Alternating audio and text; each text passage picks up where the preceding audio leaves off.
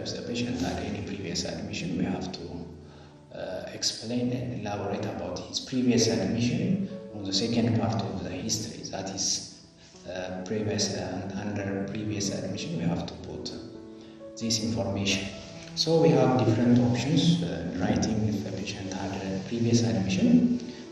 If the patient doesn't have any previous admission, simply we have to put that he has no any previous admission. So we will proceed to the third part of the history. If he had a previous admission which is not related to the current complaint, then we can illustrate about the previous admission. So what we are expected to put here is we need to mention especially when was that admission was, if it was 2 years back, 2 years back, 3 years back, or the like, and where was the admission especially. We have to mention the hospital name, the ward he was admitted, and the duration of admission of the patient there, and what treatment, what was the diagnosis at the time of admission, and what was the course of the treatment, and finally we have to mention the outcome of the treatment. So this is the way how we illustrate a patient with patient who has history of previous admission. If we take our patient, Mr. Muhammad, he had previous admission to certain hospital. We can explain it as follows. He was admitted to Mikva Medical Center 2 years back after he sustained a road traffic accident, and by the time he was admitted with a diagnosis of closed left tibial bone fracture, and by the time closed reduction was done and a cast was also done, and finally he was discharged after 10 days of admission, being improved with anti-pain. So this is the way how we simply elaborate his previous admission. What if this admission was related with the current complaint? Then we can illustrate it on the history of present illness rather than writing it here. So this is the way how we write the patient having previous admission. So now directly we can proceed to the third part of history taking, which is the most important part, which is the chief complaint of the patient. Don't forget that chief complaint is the main reason why the patient comes to you, why the patient comes to hospital. So always, after greeting the patient, you have to start asking the patient, tell me, why did you came here? What is your major concern for seeking medical attention? This is a major question that we should have to ask. One of the best books for history taking and physical examination is Bates' Guide for History Taking and Physical Examination. On this book, it is mentioned that as much as possible, you have to quote the patient's direct word while writing history rather than using medical terms. This is because sometimes we may create a misinterpretation or misunderstanding with the way the patient wants to tell you and the way the physician understands the patient's condition. For that reason, as much as possible, we have to try to quote the patient word. But always we have to choose the best chief complaint, so that it is based on this chief complaint that we are going to develop our history of present illness, that we are going to develop our differential diagnosis for the patient. So we need to be cautious while writing the chief complaint. So how do we write a chief complaint?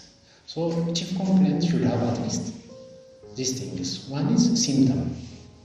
Of course, patient, we have to mention the symptom, the reason why you came to the physician attention. The symptom can be, there are thousands of symptoms. So from the thousands of symptoms, which one is the major concerning thing for the patient? For example, if he came with chest pain, then at least we have to mention chest pain, or it can be abdominal pain, joint pain, it can be cough, it can be wheezing, it can be alternation, abnormal body movement, or burning sensation during urination. They may have bleeding from the GIT, bleeding from the nose and the like, or they may present with significant weight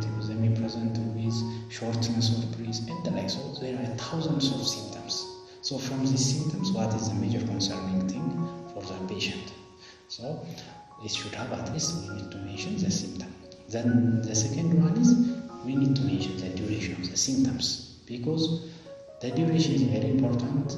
Different symptoms or different disease conditions have different course. Some disease conditions occurs acutely, while others may have a chronic course. So in order to differentiate, in order to narrow our differential diagnosis, we need to mention the duration of the symptom. For example, if we say cough of 1 night duration and cough of 1 year duration, so the duration of the cough, mentioning the duration of the cough will help us at least to narrow our differential diagnosis.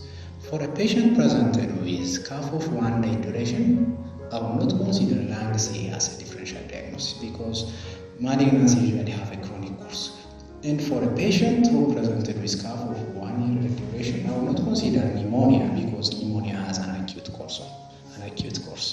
So we have to mention the second thing on the chief complaint. We need to have the duration of the symptom.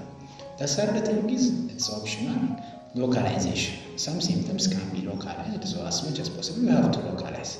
Instead of saying pain of 2 days duration, it's non-specific. Patient may have pain from head to toe. So on which body part the patient is feeling that pain? So we have to localize that pain. If I say chest pain of 2 days duration, then now I can limit my differential diagnosis, so I will entertain the differential diagnosis on the organs which are located in the chest. It can be from cardiac pathology, or it can be pulmonary pathology, it can arise from the chest wall or from the major vessels or the like. So I can narrow the differential diagnosis, so localization. But localization doesn't always work for all symptoms. Whenever possible, it's better to localize the patient condition. And the fourth thing while writing a chief complaint is we need to mention the progression of the disease condition, or the progression or the tempo of the disease. For example, if I say cough of 3 months duration as a chief complaint, the patient was at his home for 3 months. So why did he come now? This cannot be a chief complaint, because for the past 3 months he was at his home, so there must be something additional that happened to that patient that make him to seek this medical attention.